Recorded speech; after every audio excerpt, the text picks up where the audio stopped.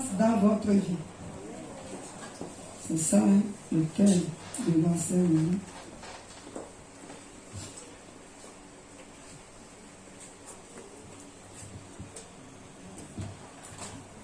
Servir Dieu fait la différence dans votre vie.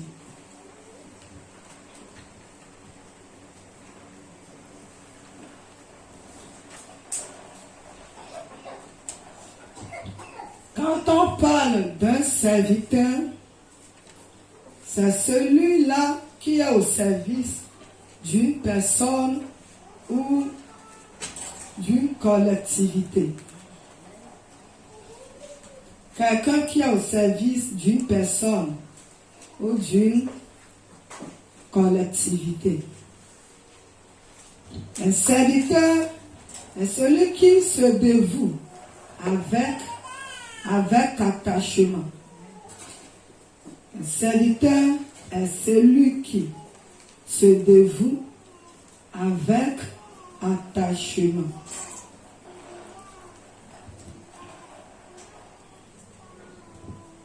Un serviteur fait ce que les autres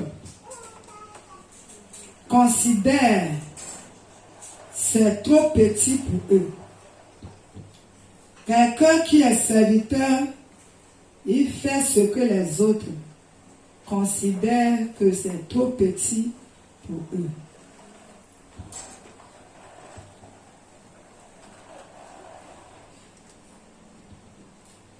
Les serviteurs sont des propriétés privées de Dieu. Quelqu'un que Dieu a mis à part pour une œuvre spéciale. Alléluia. C'est un serviteur.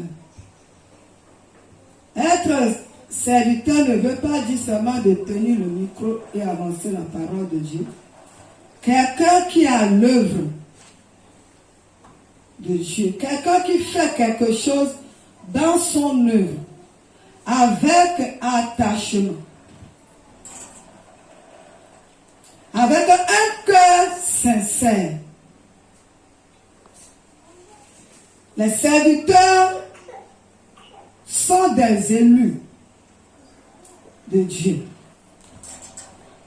Nous allons lire Ésaïe 42, verset 1, et après nous allons sauter pour le verset 4.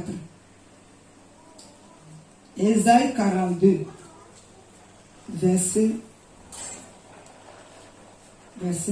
premier verset.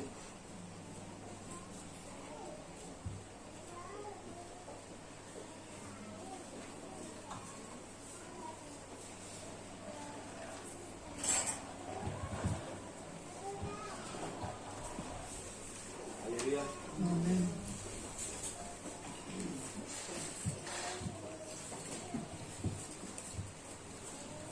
Ésaïe chapitre 42, le verset 1er. Voici mon serviteur que je soutiendrai, mon élu, en qui mon âme prend plaisir. J'ai mis mon esprit sur lui. Il annoncera la justice aux nations. Verset 4. Verset 4. Il ne se découragera point et ne se lâchera point, jusqu'à ce qu'il ait établi la justice sur la terre. Amen. Et que les îles espèrent en sa loi. Yes. Amen. Amen. Souligner, il ne se découragera point et ne se lâchera point dans votre vie. Il ne se découragera point, il ne se lâchera point.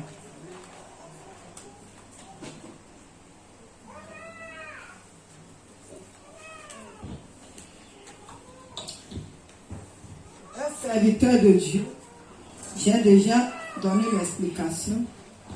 Quelqu'un peut dire que moi, je sers Dieu. J'ai pris. Bien-aimé, le fait de donner votre vie à Jésus ne fait pas de vous un serviteur. Avant que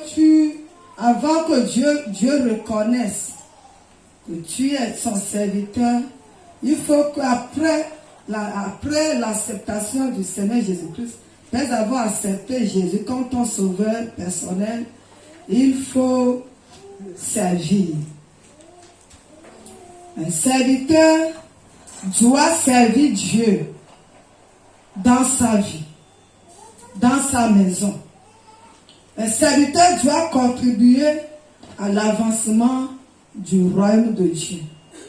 Doit contribuer à l'avancement de l'œuvre de Dieu. Si tu viens seulement t'asseoir, tu adores Dieu, tu le fais bien, tu pries, tu le fais bien. Bien, mais ça ne suffit pas, bien aimé. Ça ne suffit pas. Ça ne fait pas de toi un serviteur. Tu es un simple adorateur. Alléluia. Tu viens t'asseoir, tu écoutes la parole de Dieu, tu pries, tu mets la parole de Dieu en application, mais tu ne fais rien dans la maison de Dieu. Ça, tu es un adorateur, mais pas un serviteur. Tu sers Dieu en faisant quelque chose pour l'avancement de son œuvre. Tu sers Dieu en investissant ton temps pour son œuvre. Tu sers Dieu en investissant ton énergie, ta force pour l'avancement de son œuvre. Alléluia. Amen. Ce que tu fais dans sa maison, ce que tu fais pour que son œuvre puisse aller de l'avant, c'est ça qui fait de toi un serviteur. Et c'est ça que Dieu rémunère. Il y a la parole de Dieu qui dit que la foi sans œuvre, c'est une foi morte. Tu as la foi, mais il faut ajouter les œuvres. Alléluia. Dans la maison de Dieu, il y a plusieurs départements. Tu dois choisir à appartenir aussi un parmi tous ces départements. Alléluia. Il y a plusieurs choses. Ne dis pas que toi, tu n'as pas la voix pour être dans la chorale.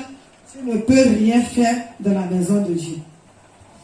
Bien aimé, si tu n'as pas la voix pour chanter à l'église, au moins tu as les pieds. Il y a une chanson qui dit, si je n'ai pas la voix, j'ai les pieds pour louer Dieu, non. Là où il n'y a pas les pieds, j'ai mes bras. Mais maintenant, s'il n'y a même pas le bras, j'ai mon âme. Je veux le louer. La voix pour chanter pour Dieu. Tu as les pieds pour tenir à la porte pour recevoir les gens. Alléluia. Amen. Tu n'as pas les pieds, tu ne peux pas tenir longtemps debout. Tu as les mains pour essuyer les chaises, pour balayer la maison de Dieu et la rendre propre. Alléluia. Amen. Il y a plusieurs choses que nous pouvons faire pour être serviteurs de Dieu. Je vais vous parler bien de tout à l'heure. Servir Dieu, c'est semer des semences. Nous allons lire Galates 6, verset 8. Qu'est-ce que tu sèmes pour Dieu? Qu'est-ce que tu sèmes pour Dieu? C'est semer des semences. C'est comme quelqu'un qui sème une semence. Alléluia. Galates 6, verset 8.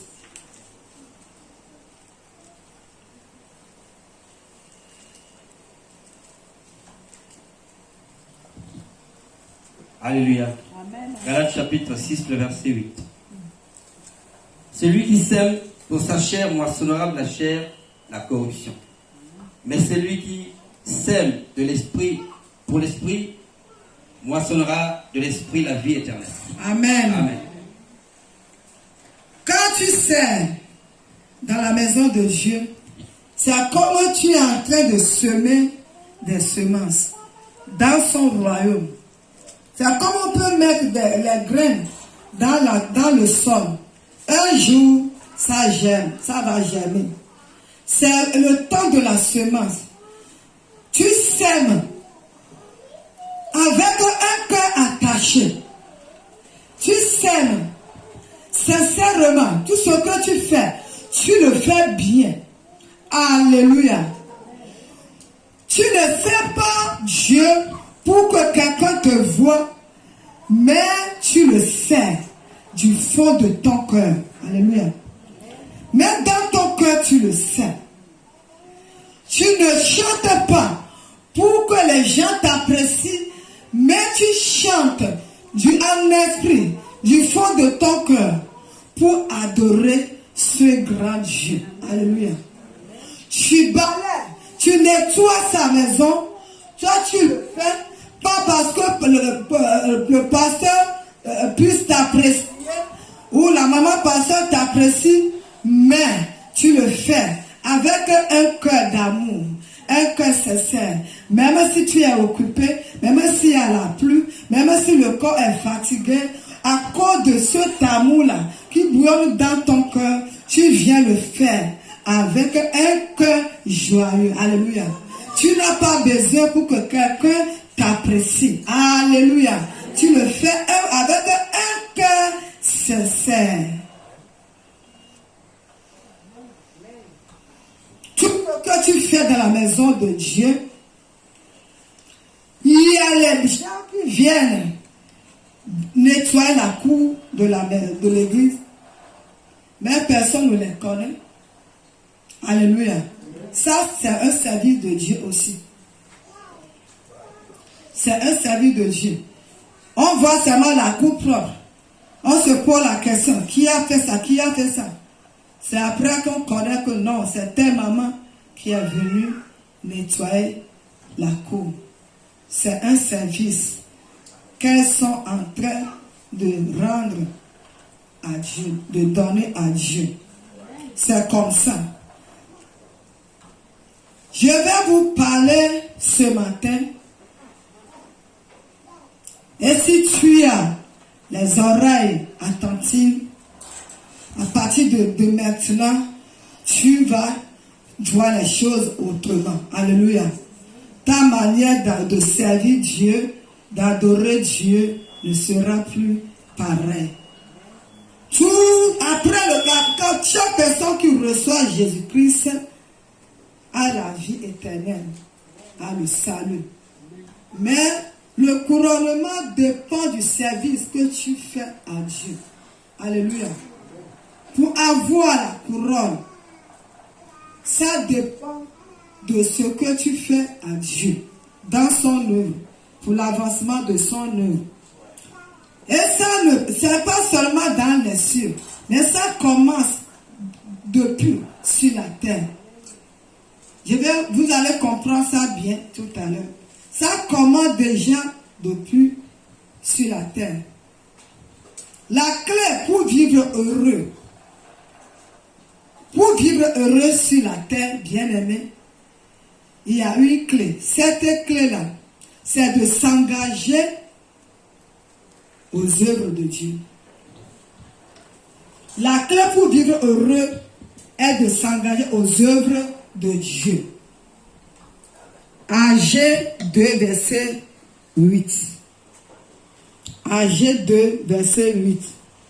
Quelqu'un qui veut vivre bien sur la terre, avoir une meilleure vie, une vie heureuse, une vie tranquille, une vie paisible, engage-toi à faire quelque chose pour Dieu, dans sa maison, dans son œuvre, à faire quelque chose pour l'avancement de son royaume.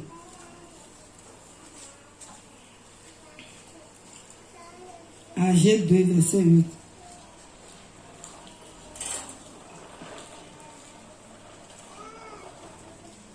Agé, c'est vers la fin de l'Ancien Testament.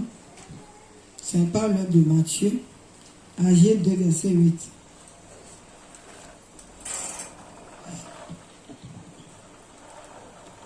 Quelqu'un qui a la page, il est Agé de verset 8. Alléluia. Amen. Agé chapitre 2, verset 8. L'argent est à moi et l'or est à moi. L'argent est à moi, l'or est à moi, dit l'Éternel des armées. Psaume 34, verset 10 à 12.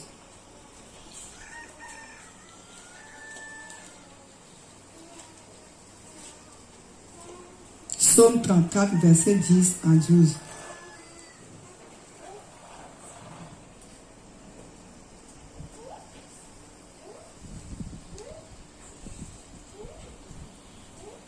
Alléluia. Amen. Psaume chapitre 34 et verset 10 à 12. Craignez l'Éternel, vous ses saints, car rien ne manque à celui qui le craint, à ceux qui le craignent. Les lionceaux éprouvent la disette et la faim, mais ceux qui cherchent l'Éternel ne sont privés d'aucun bien. Venez, mes fils, écoutez-moi, je vous enseignerai la crainte de l'Éternel.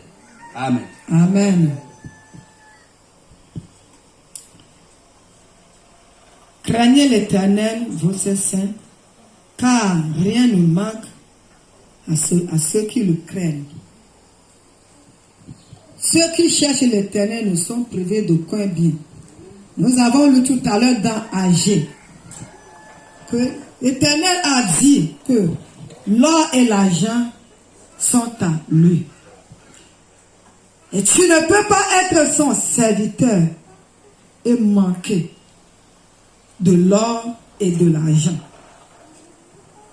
Il peut avoir un temps, tu peux passer le temps de la sécheresse, mais ça ne dure pas. Mais toute ta vie là, c'est ça. Tu n'as jamais l'argent. Ta vie là, c'est ça. Tu graisses les dents avant de manger. Si sa vie c'est comme ça, il faut savoir que tu as un petit souci avec ton Dieu. Alléluia. Parce que Dieu n'est pas un menteur pour mentir. Il a dit que l'or et l'argent sont à lui.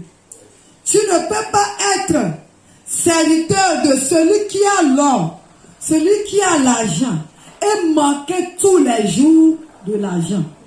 Alléluia. Tu ne peux pas être son serviteur. Les serviteurs de Dieu sont des gens qui ont mis leur vie à part. Ils sont des gens qui le craignent. Tu ne peux pas craindre Dieu et manquer de quelque chose. Car il est écrit que ceux qui craignent l'Éternel, ceux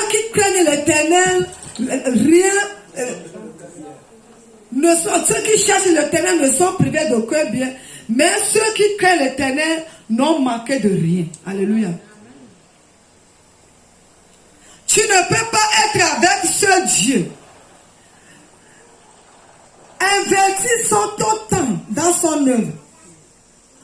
Il y a le moment où tu te prives de ton sommeil pour l'avancement de son œuvre. Et ce Dieu-là va te laisser. Ce que tu vas manger même avec tes enfants, tu ne trouves pas. Ah! Je ne crois pas à ça. Alléluia. Amen. Si tu peux te réveiller le matin, le congélateur vide, mais avant que le midi ne sonne, il y a un appel que tu recevras. Alléluia. Il touchera le cœur de quelqu'un que il y a mon serviteur quelque part.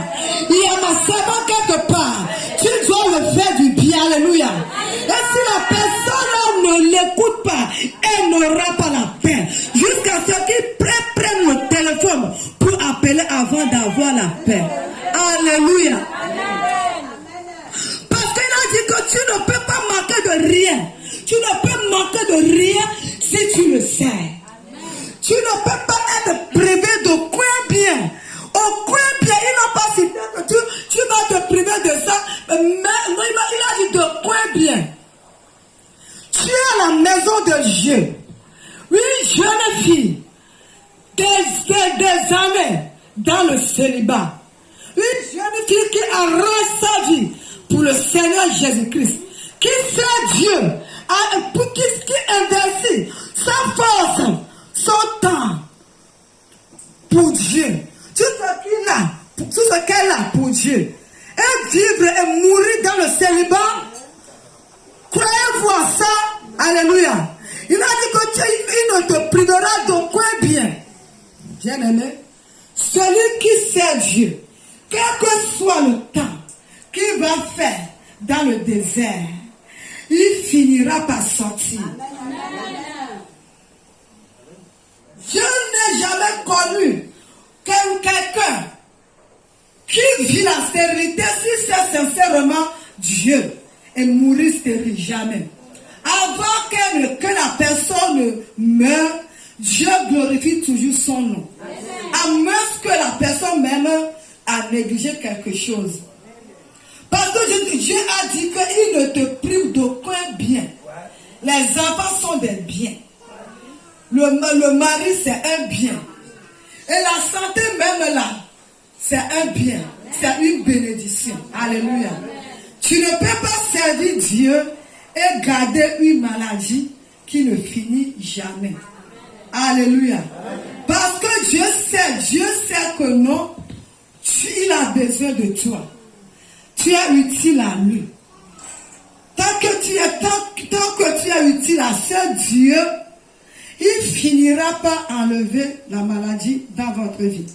Si nous lisons lisons rapidement Exode 23, verset 26, si j'ai la bonne mémoire. Exode 23,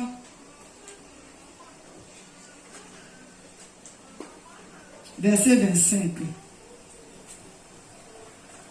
Exode 23, verset 25. Alléluia. Amen. Exode chapitre 23, verset 25. Vous servirez l'Éternel, votre Dieu, et il bénira votre pain et vos eaux. Et j'éloignerai la maladie du milieu de toi. Amen. Amen. Amen. Vous servirez l'Éternel, votre Dieu, et il bénira votre pain et vos eaux. Alléluia. Amen. Quand tu sers Dieu, tu ne peux pas manquer de ce que tu dois manger. Est-ce que c'est moi qui dis cette parole? Amen. Vous servirez l'Éternel. Et lui là, il bénira votre eau. Il bénira votre pain et vos eaux. Et il éloignera de vous la maladie. Alléluia. Amen. L'Éternel éloigne la maladie dans la vie de son serviteur. Il éloignera de vous la maladie, du milieu de vous. L'Éternel éloignera la maladie du milieu de vous. Toi qui es malade, le secret d'avoir la guérison, c'est de le servir. Alléluia. Toi, tu ne regardes pas ta maladie. Tu ne regardes pas tes douleurs. Tu ne regardes pas tes maux. Ce que tu regardes, c'est de le servir. Parce que avant de savoir, la maladie même va plier ses bagages, alléluia, et disparaître. Parce qu'il a dit qu'il éloignera du milieu de toi la maladie. Parce que tu le sais. Quand tu sais Dieu, tu t'engages pour ses œuvres, lui aussi il s'en charge pour tes choses, tes besoins, ta maladie. Tout ce que tout ce qu'il te faut, tout ce dont tu as besoin de le servir, il te le donne. Ce que tu as besoin de servir Dieu, Dieu te donne. Parce que tu es son serviteur. Alléluia. Le secret d'avoir le miracle, c'est ça. C'est Dieu. Servez l'Éternel, bien-aimé. Si tu veux changer le cours de ta vie, apprendre à être un serviteur et non pas un adorateur. Les serviteurs sont des gens qui sont comme des prunelles. ses yeux. Ils sont des gens intouchables pour l'Éternel. Alléluia. C'est pourquoi tu as l'intérêt de servir en esprit avec toute ta force.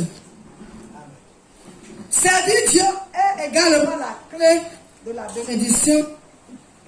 J'ai déjà parlé de ça. Maintenant, comment peut-on servir Dieu? Comment tu peux servir ce Dieu-là? Comment?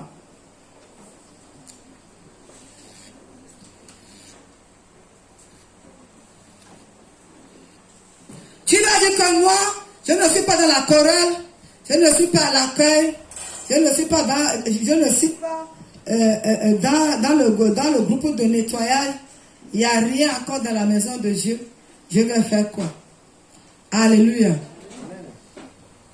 Je peux dire à quelqu'un ce matin, quelqu'un peut servir Dieu par ses genoux. La prière.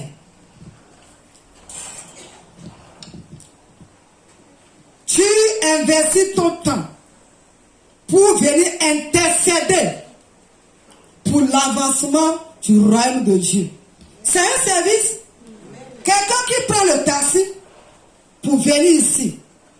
Quelqu'un qui laisse sa famille. Quelqu'un qui laisse ses cahiers pour venir ici les jeudis. Pour intercéder.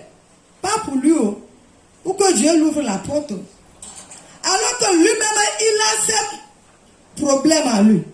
Mais il va mettre ces problèmes-là à côté. Et venir prier pour les problèmes des autres. C'est de ça qu'on parle. Priez pour que quelqu'un soit délivré. Priez pour que quelqu'un reçoive sa guérison. Priez pour que quelqu'un trouve l'emploi. Priez pour que quelqu'un trouve le mari. Priez pour que quelqu'un s'asseye de la maison de Dieu. Priez pour que quelqu'un donne sa vie à Jésus. Ah. Et tu dis que tu n'as rien à faire dans la maison de Dieu. C'est un service. Et quand tu le fais, de la même manière, le royaume de Dieu avance. Dieu te pousse aussi à avancer dans ta vie. Tout ce que tu entreprends prospérera. Parce que tu fais avancer son œuvre. Il va prendre soin de tes affaires. Tu fais pour lui, il fait pour toi. Mais si tu ne fais rien pour Dieu, la question que je veux te poser, bien-aimé, depuis que tu as donné ta vie à Jésus, qu'est-ce que tu fais pour Dieu? Tu donnes l'offrande, je suis d'accord. Tu donnes la dîme, je suis d'accord. Tu viens à l'église, tu me marques, je me parle des critères. Tu es là les mercredis, les vendredis, les dimanches. Maintenant, en dehors de ça, qu'est-ce que tu fais pour ce Dieu-là que tu pries tous les jours? Point d'interrogation. Qu'est-ce que tu fais? Si tu ne connais pas, je vais continuer quand tu vas prendre. Peut-être que toi, tu ne peux pas tenir beaucoup debout pour prier. Ce que tu peux faire, les clés, une de ces clés, pas les clés, excusez-moi.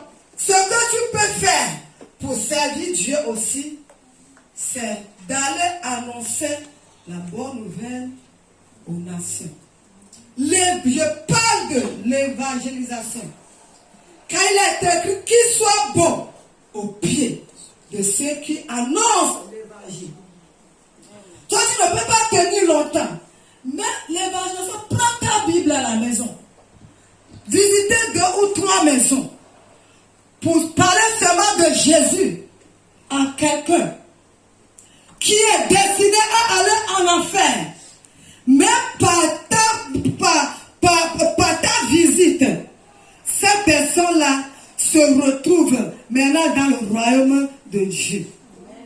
Est-ce que tu crois que Dieu peut te laisser dans la souffrance? Au même moment, tu fais avancer son œuvre. Tu guides le royaume du diable pour enrichir le royaume de Dieu. Tu crois que Dieu peut se taire dans tes affaires? On peut faire l'œuvre de Dieu en évangélisant, en parlant de sa part.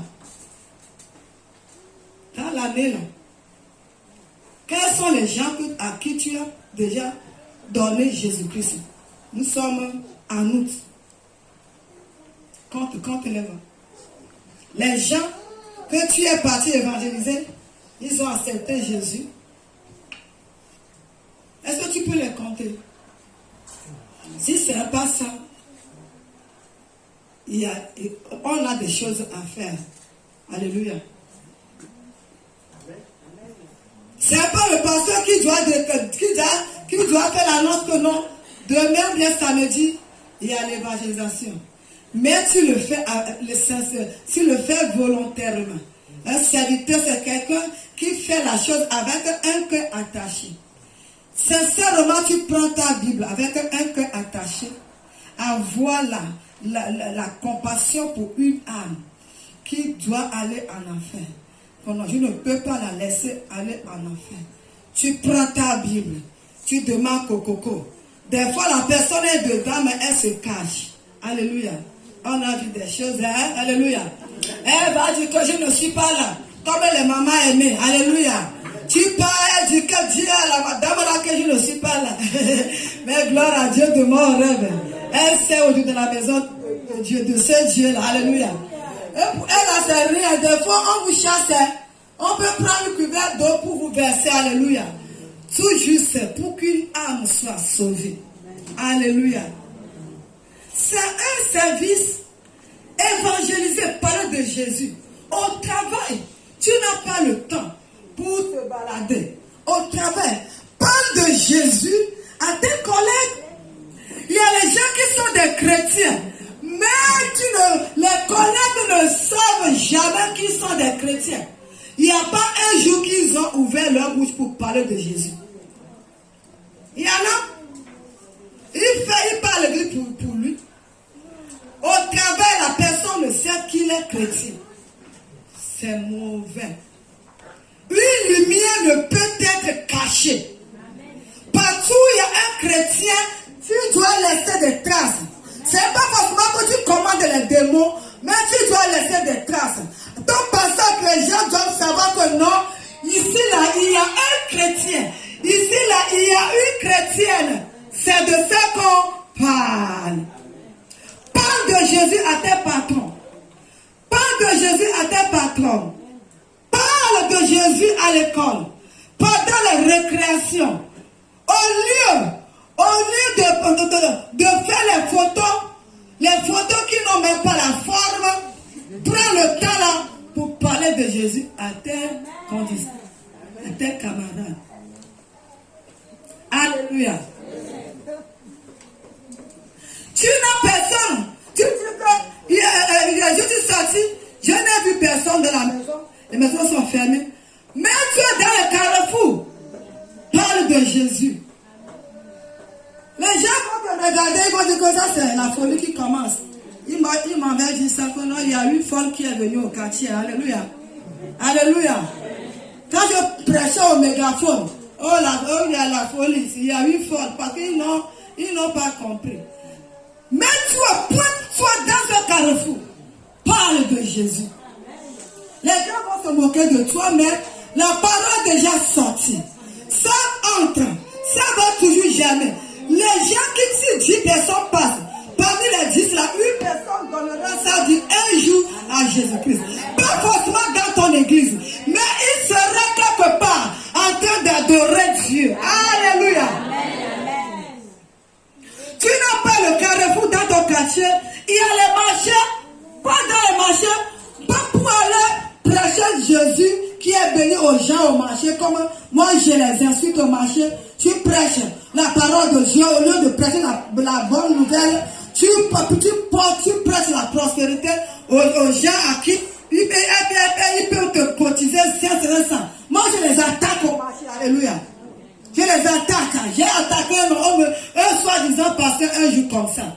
Les gens qui font quand tu fais ça, tu sais que non, il n'y a pas l'esprit de Dieu. Avec une grosse croix, avec une bouteille d'onction, d'une manière bizarre. Et ils trompent les gens. Moi, je l'ai attaqué. Je l'ai attaqué au marché. Alléluia.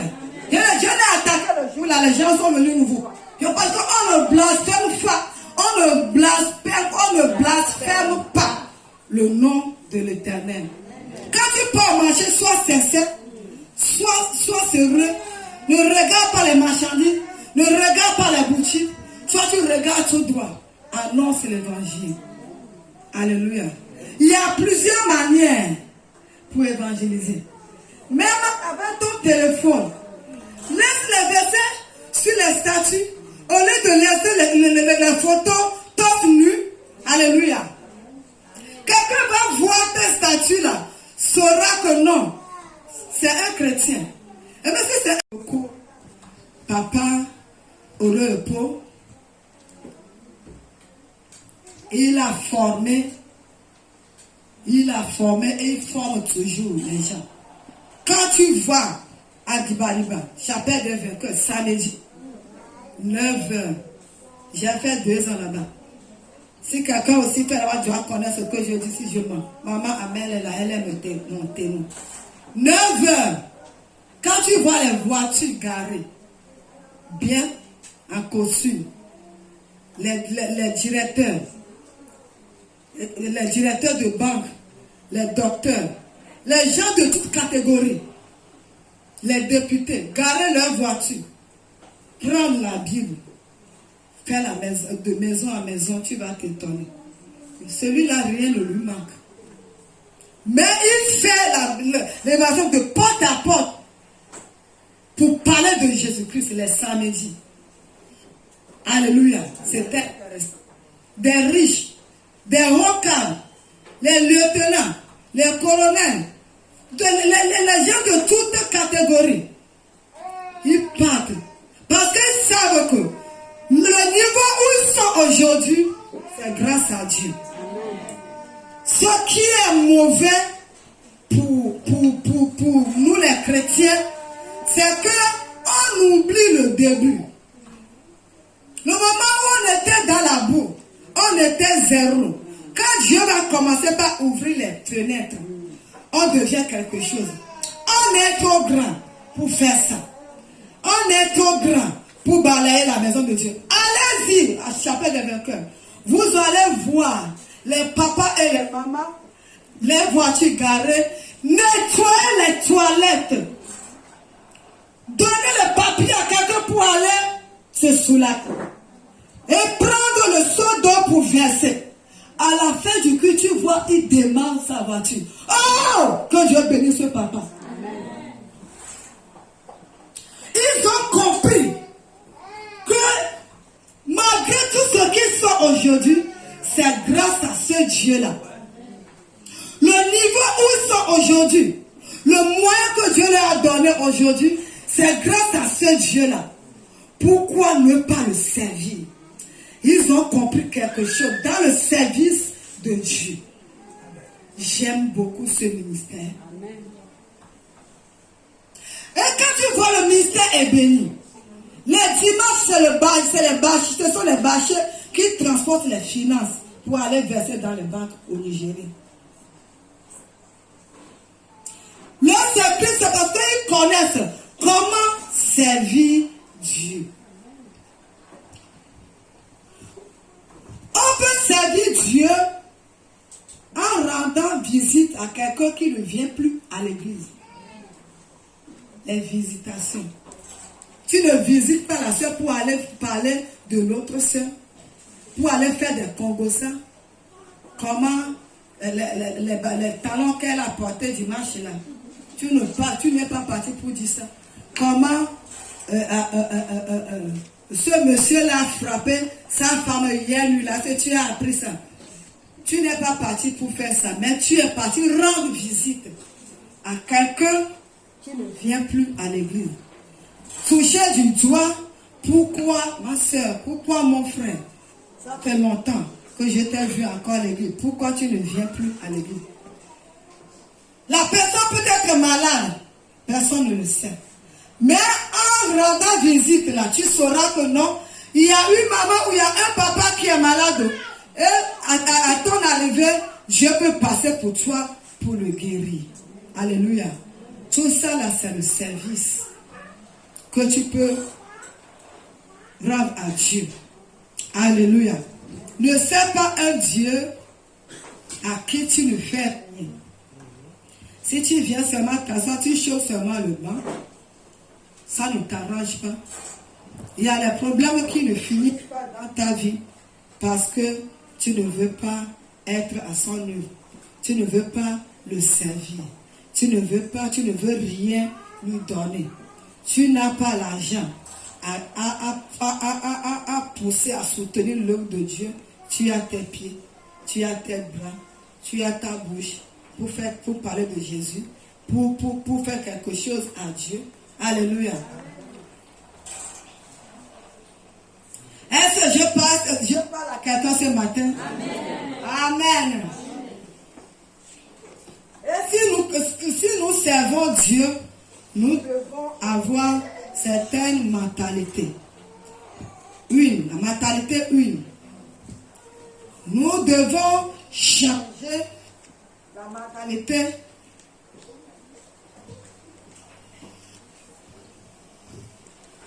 Je change la mentalité. Je ne sais Dieu pour.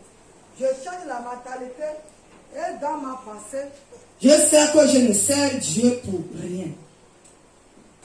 Nous devons changer la mentalité pour dire que moi là, je ne sers pas Dieu.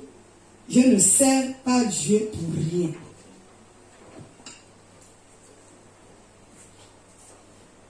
Je ne sers Dieu pour rien. Alléluia. Si je viens balayer sa maison, je ne fais pas ça pour rien. J'ai un objectif. Je veux rendre la maison de Dieu propre. Pour que Dieu aussi rende ma vie propre. Pour que Dieu puisse enlever la saleté qui est dans ma vie. La pauvreté, c'est la saleté. La maladie, c'est la saleté. Le chômage, c'est la saleté. Alléluia. Tout ce qui n'est pas à la gloire de Dieu, c'est la saleté. Alléluia. Je le sais dans mon pensée. Je sais que ce n'est pas pour rien. Si je viens sous la pluie, servir Dieu, faire quelque chose dans sa vie, je suis chante. Je viens sous la pluie pour faire la répétition, bien trempé dans l'eau. Je sais que je ne le fais pas pour rien. Mon avenir sera grand. Alléluia. Alléluia. La deuxième mentalité, je vais aller rapidement. La deuxième mentalité, c'est d'avoir la mentalité de semeur. Avoir la mentalité de semeur.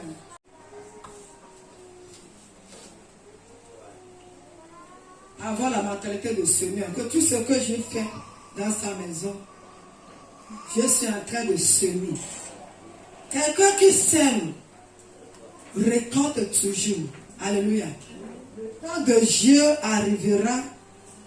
Dans ma vie, je vais récolter. Les voisins vont bouder. Pendant chaque jour, la femme là, elle ne reste pas à la maison. Elle est à l'église. C'est elle qui fait tout là-bas. L'homme là, c'est un paresseux. Tout son temps là, c'est à l'église. Ne les regarde pas. Les parents peuvent te mettre dehors parce que tu es au service de Dieu. Mais il faut savoir que c'est une semence que tu es en train de faire. Tu dois avoir la mentalité de semeur. Que ça va germer un jour. Et toute personne qui fait quelque chose, qui sait Dieu, Dieu le bénit toujours. Alléluia. Ça gêne toujours. La troisième mentalité, nous devons avoir la mentalité d'investisseur. Dis à quelqu'un, la mentalité d'investisseur.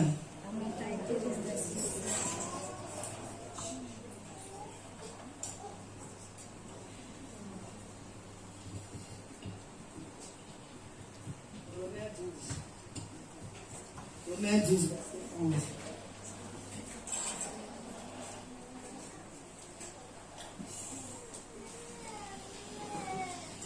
Romains 12.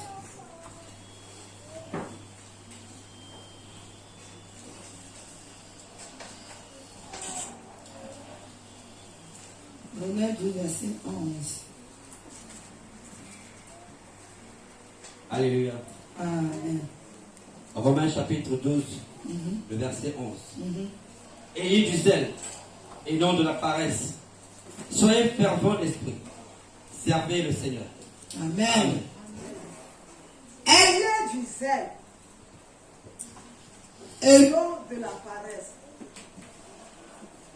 Est-ce qu'il y a quelqu'un qui a le zèle pour le Seigneur qui balance la main? Qui a le zèle pour le Seigneur balance bien la main? Amen. Donc ceux qui n'ont pas balancé la main, vous n'avez pas le zèle pour le Seigneur. Honte à vous. Quand ils sont en train d'écrire là-bas, les autres sont en train d'écrire. Amen.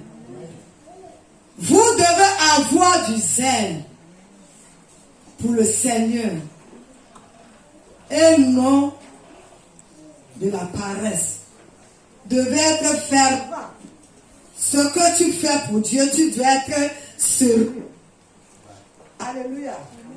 Nous devons être sérieux. Prends le service de Dieu comme une affaire.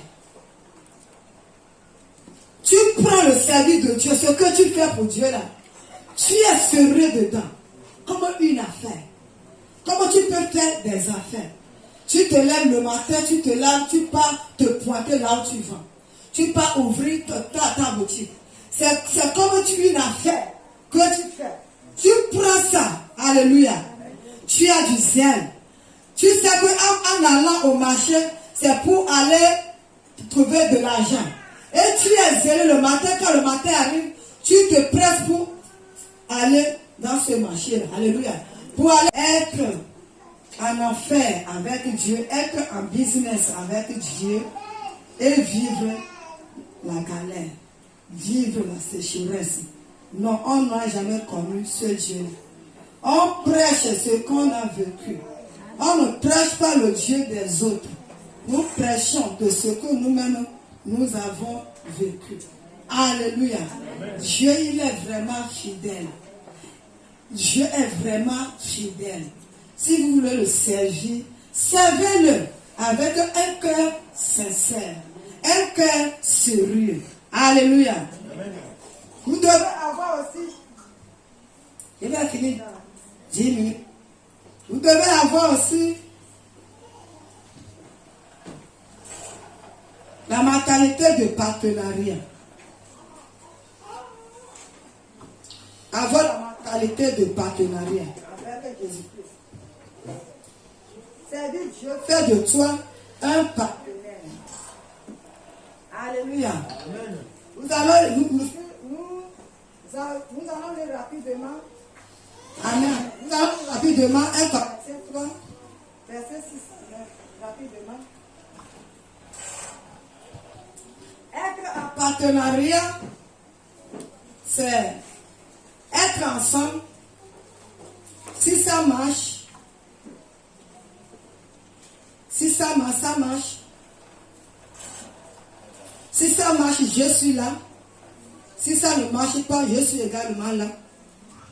Être en partenariat avec lui. 1 Corinthiens 3, verset 6 à 9. Rapidement, s'il vous plaît. Alléluia. 1 Corinthiens chapitre 3, les versets 6 à 9. J'ai planté, Apollos a arrosé, mais Dieu a fait croître. En sorte que ce n'est pas celui qui plante qui est quelque chose, ni celui qui arrose, mais Dieu qui fait croître. Celui qui plante et celui qui arrose sont égaux, et chacun recevra sa propre récompense selon son propre travail. Car nous sommes ouvriers avec Dieu. Vous êtes le champ de Dieu, l'édifice de Dieu. Amen. Amen. Nous sommes ouvriers avec Dieu. Nous sommes dans le champ de Dieu. Alléluia. Quelqu'un qui est dans le champ de Dieu est un partenaire avec Dieu. Alléluia. Tu es dans son champ. Tu travailles avec lui dans son champ. Tu es partenaire avec ce Dieu. Alléluia. Dans la maison de Dieu, quelqu'un qui peut gagner une âme, il est parti planter la parole de Dieu dans le cœur de quelqu'un.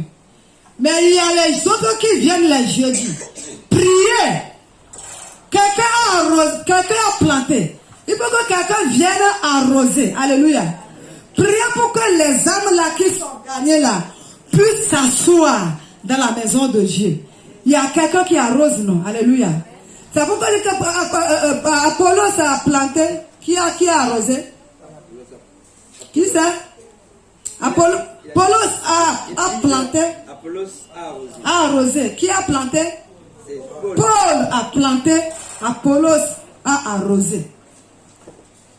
Quelqu'un peut, dans la maison de Dieu, nous travaillons ensemble pour un seul but. Dans un seul champ. Alléluia. Quand il y a quelqu'un que la moisson est grande mais à peu d'ouvriers. C'est pas quelqu'un qui tient le micro pour conduire l'intercession qui fait force quelque chose. Alléluia. Quelqu'un qui quitte dans la cachette allait gagner une âme. Comme une maman fait dans cette église. Il y a l'annonce ou pas, elle part dans la cachette. Allez inviter quelqu'un, parler de Jésus à quelqu'un pour l'amener à Christ. Les deux là, nous tous, nous sommes des ouvriers de Dieu. Alléluia. Quelqu'un qui joue la batterie. Il joue la batterie. Il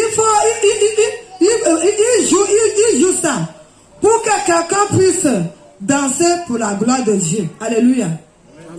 Quelqu'un qui danse, quelqu'un qui joue. C'est pas quelqu'un qui joue là qui est important à celui qui danse. Alléluia. Nous sommes tous égaux. Alléluia.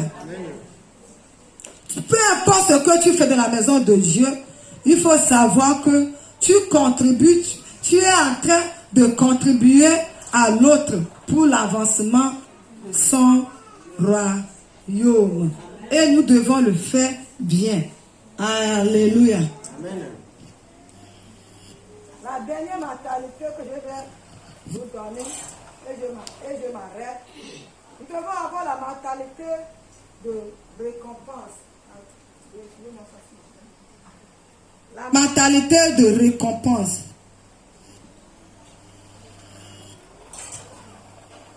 La mentalité de récompense.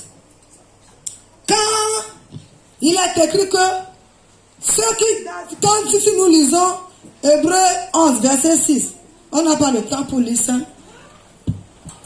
Il est écrit que ceux qui s'approchent de Dieu doivent croire que Dieu existe. Et il est le rémunérateur de ceux qui le cherchent. Alléluia. Tu dois avoir la mentalité de récompense pour savoir que non, ce que je fais là, je ne le fais pas pour un homme. Si je donne la place aux gens à l'église, quelqu'un me gronde, quelqu'un m'insulte, que moi je ne vais pas m'asseoir là-bas. C'est ainsi que j'ai choisi. Je ne me fâche pas. Alléluia.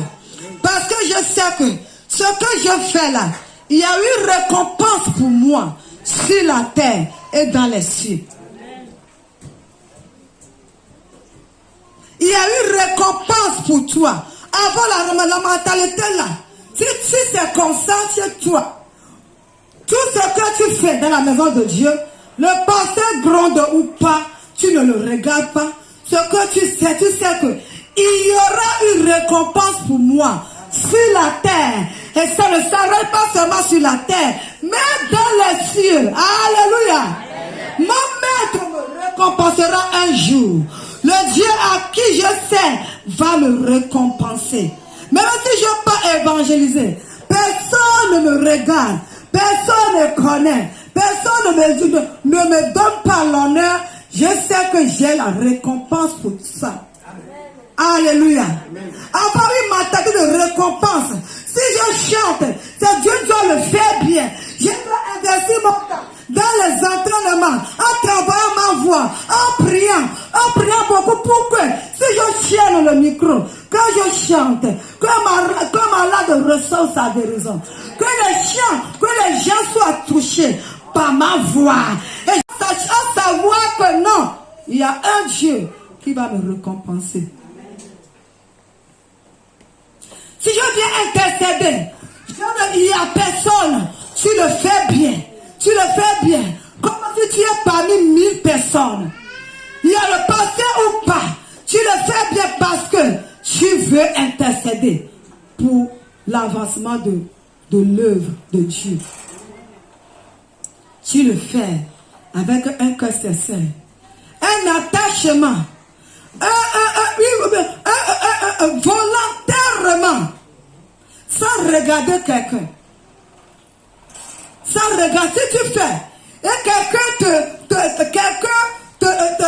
te blesse, quand tu t'énerves et tu t'assois ou tu restes à la maison, c'est que tu ne connais pas. Tu ne connais pas quel Dieu tu adores.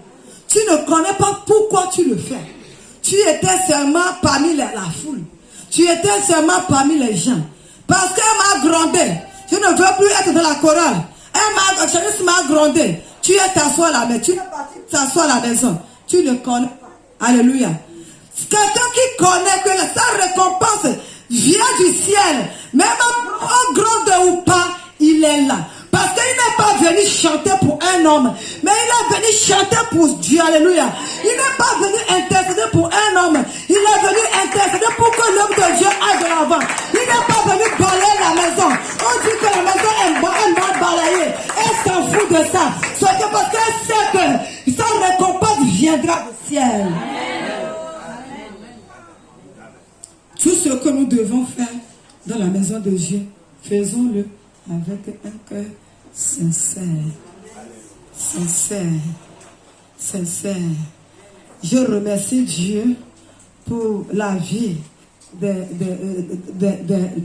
des gens, de certaines personnes à Montréal, alléluia, qui ont un cœur sincère pour l'avancement de l'œuvre. Ce matin, nous devons faire le culte sans courant. Parce que le câble a eu le souci depuis hier. Ils étaient là dans la nuit, à chercher là où il y avait le problème.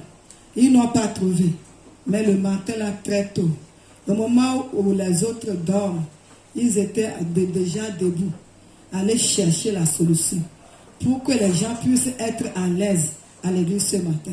Pour que la parole de Dieu puisse être aller loin. Il y a les gens qui sont à la maison, ils écoutent les messages à la maison. Alléluia. Tout ça, là, c'est le service. Mais personne ne les connaît, personne ne les voit. Mais Dieu qui est dans les cieux, il récompense. Et il va vous récompenser. Tout ce que vous faites pour l'avancement de son monde, je déclare qu'il y aura une récompense pour vous. Sur la terre et dans les cieux, dans le nom de Jésus-Christ. Amen. Je termine en vous donnant rapidement dans 2 minutes. Maintenant, quels sont les avantages maintenant et dans le futur pour un serviteur? Les avantages, j'ai déjà parlé de ça. Je vais conclure, je tends vers la fin, la conclusion. Les avantages dans le temps et dans le futur. Les avantages maintenant et dans le futur. Quelqu'un qui sait Dieu, premièrement, Dieu donne la longévité à la personne. Je sais que si tu te perds vite sur la terre, il y aura un vide. Il y aura un vide. Donc, il a obligé de te donner la longévité. Si tu veux vivre longtemps sur la terre, apprends à servir Dieu. Dieu donne aussi la santé divine dont je vous ai parlé déjà. Il sait que tu as besoin de la santé divine pour son œuvre. Donc, il est obligé de faire disparaître la maladie, d'enlever la maladie du milieu de toi, pour que tu aies une bonne santé pour le servir. Les avantages qui sont encore dedans, Dieu te fait jouir le bonheur, le bien-être dans ta maison. C'est dans la parole de Dieu te fait vivre le bien-être dans ta maison. Tu as la paix, tu as la joie. Il y a les gens qui dorment sur des millions, mais ils n'ont pas la paix. Toi, tu n'as même pas 100 000, mais tu as la joie, tu as la paix, tu as la tranquillité. C'est ça le partage d'un serviteur de Dieu. Alléluia. Alléluia. Alléluia. Il y a beaucoup d'avantages. Alléluia. Les portes qui sont fermées aux autres sont ouvertes devant toi parce que tu es en affaires avec Dieu, tu es en business avec Dieu et Dieu aussi s'en charge de tes affaires. Tu ne peux pas aller chercher le travail si c'est la volonté de Dieu pour toi et on te refuse. À moins que Dieu ait un autre plan merveilleux pour toi, un bon travail pour toi. Si ce n'est pas ça, celui qui refuse là, il aura l'insomnie. Amen. Amen. Si c'est quelqu'un qui refuse à cause de la jalousie, à cause de la méchanceté, il aura l'insomnie. Parce que Dieu va prendre ça pour lui. Tu t'occupes de Dieu, des affaires de Dieu, et Dieu s'occupe de tes affaires. Alléluia. Aimez Dieu, servez-le avec toute votre force. Pas quelqu'un qui est derrière vous, pas quelqu'un qui vous pousse, mais aimez à servir Dieu pour bénéficier des bénédictions, des avantages qui sont dans son œuvre. Acclame Dieu ce matin. Je veux te voir l'acclamer. Je veux te voir l'acclamer.